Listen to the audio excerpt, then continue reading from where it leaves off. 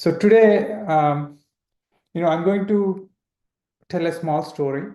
So this is the story, I used to tell when we have the kids meditation, and then later I thought like this is not just for kids. Like this has a lot of wisdom in it, and everyone should know it because we always try to find the stories when we try to tell to our kids, right? So there are some of the stories, which we should always share with our kids or teenagers. If you have any, these are the stories we should tell. So that's why I always try to, tell these stories, even in the adult classes. Um, all right. So this is the story of a raven. Okay.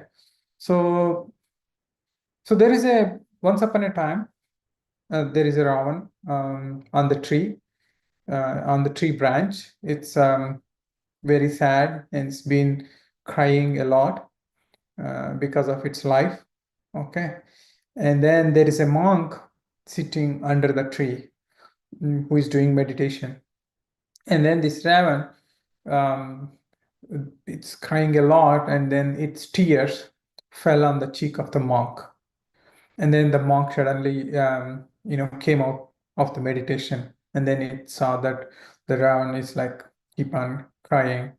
And then, so the monk asked, why are you crying? What's the reason behind your sadness? And then the Ravan said, um, like, it's crying because it did not like its life, because it's not beautiful, and no one likes it, and no one give the food, and everyone try to um, you know uh, like everyone hates brown because of its ugliness. So that's why there is no point of living the life, so the death is better than living this life. So that's why it's keep on crying and very sad. And the monk is very compassionate, like when he heard about this Ravan's problem.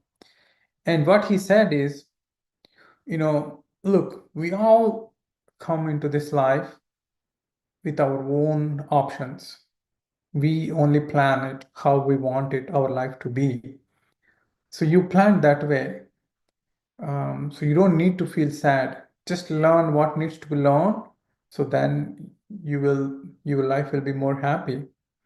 Um, just be grateful what you have. Don't worry about what you don't have. But it it's not satisfied with the answers because it's so sad, and it don't has the wisdom of the monk. So it felt so sad, and so the monk felt it, and he wants to teach uh, around a lesson. Okay, so what he said is, look, if you want any bird on this world, if you want to be any bird on this world, I can convert you into that bird if that makes you happy. Then the Ron said yes, felt so happy. Then it asked him to make him a swan. Then monk agreed for that. And then the monk said, okay, I'm happy. I can make you as a swan with my meditation power. But just go to the swan first and ask if it is really happy. If its answer is happy, then I can make you as a swan. Then the Ravan is like very happily went to the swan. It saw the swan swimming in the lake. So it went to the swan, and then it asked, "Hey swan, you are so white as a milk. You look so beautiful. Are you happy?" Then that swan replied, "No, Ravan, like I'm not happy. I'm, I'm not, I have only, I don't have any color. I'm just white. White is not a color at all. I'm not at all happy. Then the Ravan is like so surprised. Which bird do you think will be happy? Then the swan said, maybe parrot is happy because it has so many colors and it's so beautiful with those colors. Then the Ravan like went to the parrot. So it looked for the parrot and then finally found a parrot on the tree branch. And then it went to the parrot. Hey, my dear beautiful bird, you have so many colors of this nature. You look so beautiful. I'm pretty sure you are so happy with your beauty because of your beauty. Then the parrot replied sadly, no, no, Swan, no, Ravan. I'm not at all beautiful. I'm not at all happy at all. Then the Ravan asked, like, why? You are so beautiful. Why you're not happy? Then the parrot replied, I'm so scared of the people because of my beauty. They try to capture me and then put it in the cage. That's why I'm always scared because of beauty. If I don't have this beauty, I will be more happy because no one cares about me. No human cares about me. That's why this beauty is making me unhappy always. Then the Ravan is like so surprised and confused. It don't know what to do. Then it asked the parrot, like, which bird do you think is happy? Then then the parrot replied, maybe the peacock might be the happiest bird. Then the Ravan is like looking everywhere in the forest and finally found the peacock in a zoo. So there are so many visitors to the zoo on that day, and they saw the beautiful peacock, and then they saw the dance of the peacock, and everyone felt happy. And once the zoo closes, and even everyone left, the Ravan went to the peacock. Hey, beautiful bird, I really love the way you dance. I'm pretty sure you are the happiest bird in this world because everyone likes you, everyone likes to feed you. So I'm sure you are the happiest bird in this world. Then the peacock sadly said, no, Ravan, I'm not at all happy. Look, because of my beauty, they captured me and put it in the zoo. And everyone think that the way I'm dancing is because of my happiness. No, it's not because of my happiness I'm dancing. Because of my sadness I'm dancing just to get rid of it. And everyone is feeding which they like, but not the food I like. I'm just captured in this zoo, and people like to pluck my feathers, which makes me a lot of pain. So I'm not at all happy, my dear Ravan. I'm so sad. But when you look from outside, people think I'm happy. Then the Ravan is like very much confused. He don't know what to say, and then asks the peacock, which bird do you think is the happiest bird in this world? What is your opinion on that? Then the peacock think twice and then said, I was also thinking about which bird might be the happiest bird in this world. I was looking all over the zoo. I was, checking all the birds in this zoo and also in the forest. And I found out the Ravan, you, is the happiest bird in this world. The reason is no one captures you, no one care about you, no one put you in the cages. You can live your life very happily, and you don't have to worry about humans. You don't have to worry about anyone because no one captures you. I feel like you are the happiest bird in this world. By hearing that, the Ravan felt so happy. And it felt so happy for the first time in its life. And then it went to the monk. And then it said, "Monk, thank you so much for the wisdom. For the first time, I felt so happy. And I am so blessed to be a Ravan. And I'm going to lead this happy life till my rest of the life." And once again, it thanked the monk for the wisdom. You know, if you look at the story and if you compare with our life, in our life also, we always try to compare with others and then feel sad, right? That's what we always does. We never think about what we have. We always think about what we don't have. But if you always be grateful and grateful to the things we have, we always be happy and we feel always wealthy. And sometimes, the universe will give you very, very tough challenges.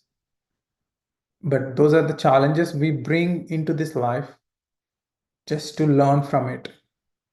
There might be, if you did not reach the goal you wanted, maybe there is a better life ahead of it.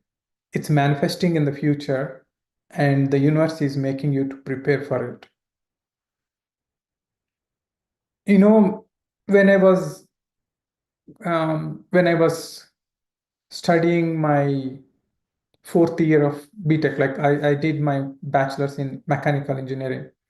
So when I was in my fourth year, like, we are like, lower middle class family. Because of the scholarship, I'm able to finish my bachelor's degree.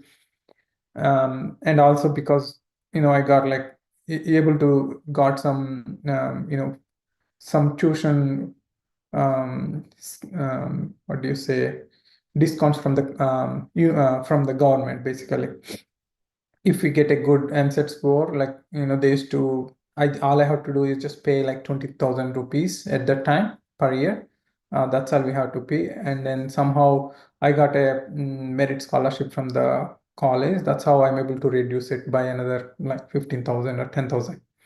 So when I was in fourth year, like, at that time, the Russian went off, and then, like, like there are so many companies are came to our college, and like some of my friends already got the placement. Very few did not get it, and I am one among them. In some cases, in one of the interviews, I still remember it is for the CTS. Like when they had the written test, like the math especially. So they have this analytics test, and they like some all my friends, they just copied from my paper. Somehow they got placed, but I did not in the final round. At the time I felt like so bad. I mean, they don't really, it's not like they don't, it's the job they got, they don't really need it. They can live their life for the next like 6 months or 1 year without the job also, because they are like very upper middle class people, and they can afford it. But my life is completely different. I really need a job by the time I complete my bachelor's degree, but I did not get it. And like that, I attended almost 33 interviews. But I mean, I keep on trying, and I did not get a job. But like most of the interviews, I used to go into the technical round and HR round. And finally, after attending so many interviews, I learned a skill.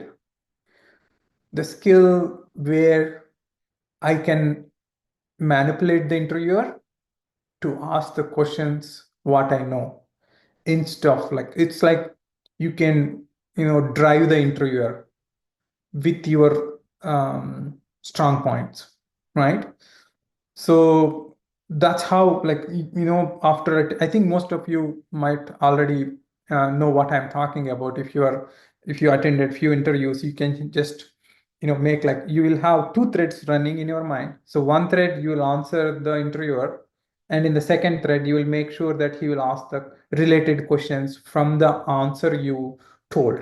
You will just leave a small keyword which is in a gray area, and then he will think he wants to know about that, and then he will ask about that, and then you will just make sure that he is asking the questions with, like, the questions from your answer, so that way you can answer easily. So somehow I learned that trick. Okay, after 34th or 35th interview, I got a job. And it's been like almost, I think, once I'm done by my bachelor's, after 6 months or something, I got the job. And it's from a small company, and I end up like working a lot. It's not fancy. But at the time I was like, okay, why the universe is doing all this? I mean, why it's making me to put a lot of efforts. And all of my friends are like happy in big companies like CTS, IBM, Infosys. They're having a lot of fun. Their paycheck is much better than mine. And why did the universe give me, like, very low pay and making me to work so hard? I did not realize at that time. But after 1.5 years or something, somehow, like, I end up moving to US to pursue my master's degree. Because at that time, my mom and dad, they got their green cards through my sisters. So I also end up moving to do my master's. When I moved here, somehow I got the CPT after within 3 months. And then I attended my first interview with Microsoft. I don't even know the technology. I prepared only for 1 month. And after 1 month, I just put my resume on Thursday. No, Wednesday, I sent the resume. I started applying jobs on Wednesday. I got a call on Thursday. So the interview scheduled it on Thursday, just one round. I cleared it, and then Monday I joined the company. That's when I realized. So the universe is making me to prepare for a big war, right? So in India, even if you stay, in a room for 6 months, how much you are going to pay? Like at that time, maybe it's hardly 2,000 rupees a month or 3,000 rupees a month. But in US, if you have to stay for 6 months looking for a job, you have to pay a lot of money, right? So the universe is making me to prepare for this big, interview in US. That's why it made me to attend those 36 interviews. That's what I realized, after I got the job in Microsoft. Not even when I got the job, actually. So when I started um, meditation, when I, came into this way to moksha, when I'm looking behind, like what happened in my life, when I'm connecting the dots, that's when I realized, how good the universe is to me, looking backwards. So that's why I'm like, I always say, be grateful to the universe, to the things they give it to us. It doesn't matter what challenges it give to you. There is always a better life ahead. There is always a better path ahead, which is waiting for us. So just be grateful to the universe and always thankful for the challenges you are facing in life. So that's going to lead a very, very happy, wealthy, um, beautiful life ahead. That's all I would like to share today. Just the story of Ravan and a little bit of story of myself, what I went through after my engineering. If anyone have any thoughts, or if anyone wants to share anything, how the universe molded your life by going through some of the challenges you faced in past, just raise your hands, and then we can have a like 10-15 minutes discussion. Thank you once again.